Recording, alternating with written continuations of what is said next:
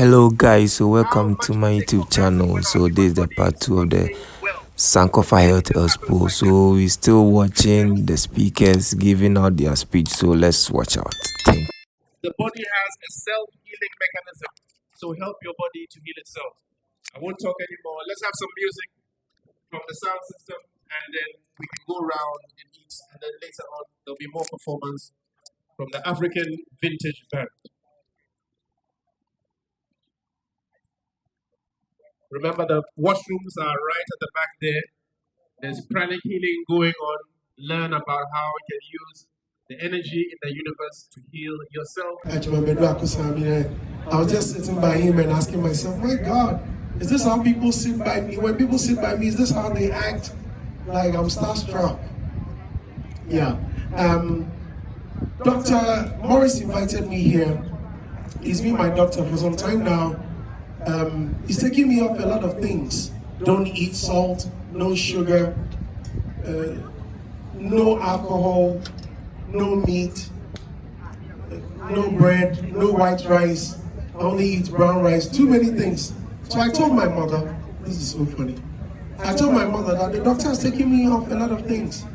And my mom asked, oh no doctor, now why you freeze animals? So no, they know.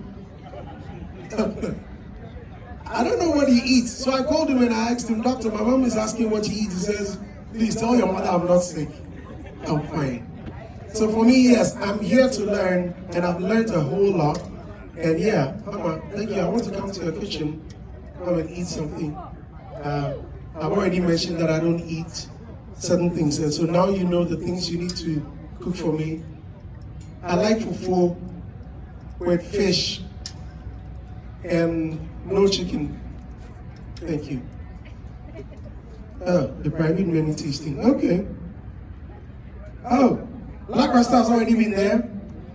Oh, wow. 7th April. Thank you very much. I'll be your first guest. And to you, whoever, if you invite me, certainly I'll be there. I stand for good health. Thank you very much for having me.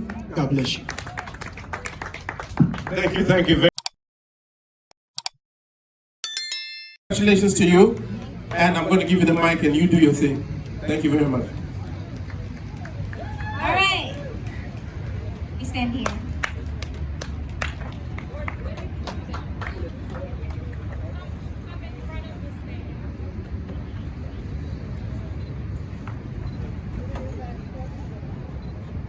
All right. Greetings, everyone. I hope you've been having an amazing time at this event. I'll just introduce myself. My name is Chef Ama, and I am 16 years old. I've been cooking and doing demonstrations for children ever since I was 5 years old. And when I was 12, I started my own vegan delivery and catering service with my aunt. And today, I'm excited that I can be representing vegan for kids on stage because it's usually something only adults talk about. But as the future generation comes up, we need to make sure we have a voice and that we are heard too. So I'm just going to do something actually very unique and that no one has done before on this panel. I just want to explain a term for you. So you know the word entrepreneur? It's a word that means someone who starts their own business. And you know the word youth, because I am part of the youth, and there's so many youth here at this event. So we have a term called youthpreneur. It's when the youth start their own business, and they're successful in it.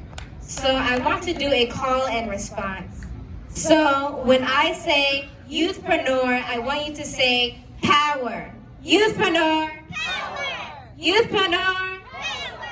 Thank you. So I will surprise you with that throughout my speech. So I hope you're ready to answer. Okay, so I want to talk a little bit about the importance of nurturing the dreams of children from an early age. It is vital for us as community members to pay attention to the little things that light up their children's eyes. Whether they're trying to do art or they're trying to get in the kitchen or whatever like that, we need to pay attention to something like that because it could be not only their passion, but something that they'll actually be very successful in the future.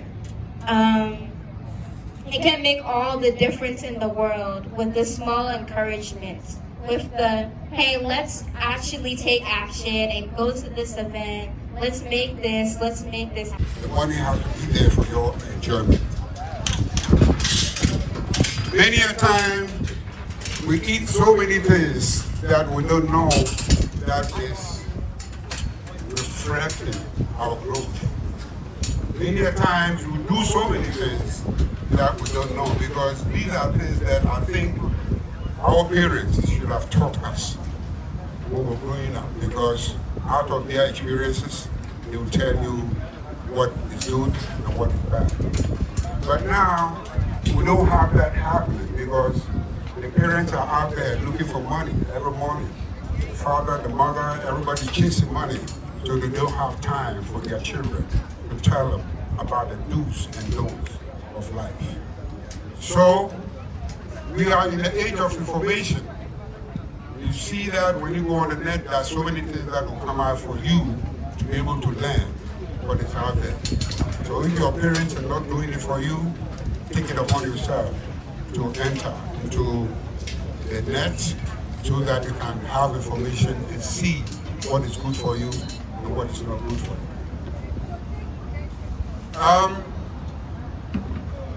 As we stand here, some of us eat meat, some of us eat fish, some of us are vegetarian. But if you really, really look inside, every animal that eats meat has a fang that the animal uses to cut the meat. If you look at human beings' set of teeth, we don't have the fang. Our teeth is set up like the goat's own or the sheep own. And these are the ones that eat what? They eat grass. So they are more vegetarian. And you see that if you compare them to us, we are also of vegetarian life. It's only that we have neglected it. We think that life is, you enjoy life when you eat meat, when you drink, champagne and things.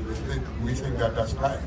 This is something that has become a learned behavior, something that has been introduced to us as Africans. But our fathers knew that to pass through in this world, we came into this world with nothing, and we die going with nothing. But what is needed through this life is food, shelter, and clothing.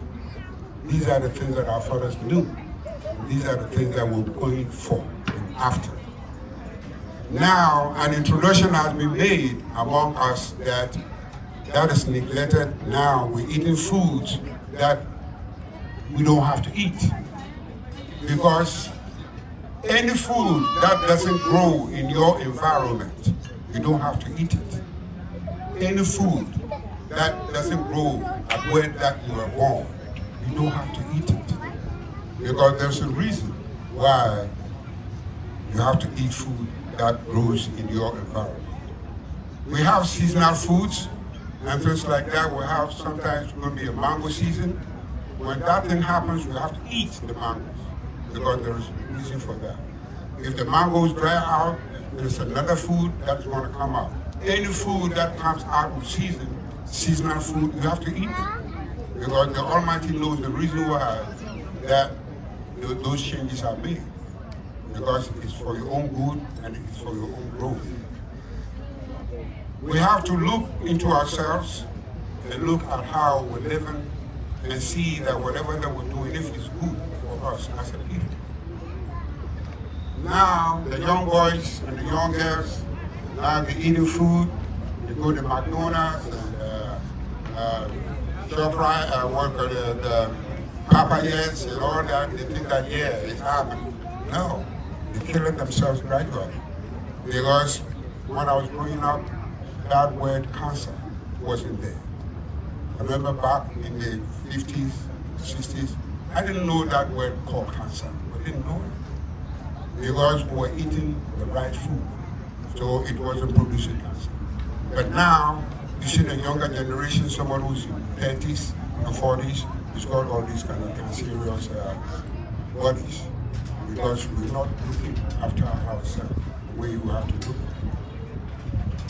Whatever that is happening here this afternoon, I mean, if you really look at it, this place should have been more and more and more people because there is information that is being passed on for your own health, for your own good. It means that we haven't listened to our ancestors. We've listened to the white man coming in and introduce different forms of food and everything. And everything that was introduced to us is not good for us as a people. So I looked into myself and I said, no, man, I got to take care of myself because all that I have in the world is now. And everything that I have now is God given. And if it's so, it means I have to take good care of it for my own personalities, for my own growth. It has been neglected. We have to keep on pumping out the information, whether there are people here or not, and things like that. But we'll go back. Those that couldn't get a chance to come here, we have to pass on the information to them. So, as he told you, I am Monsieur Kevin by Two.Health. I am registered nurse, holistic health and healing arts practitioner, as well as the founder of a protocol called FAFA, First Aid for Asthma Attacks. And it's a protocol that I started over 35 years ago when my daughter, who was about 2,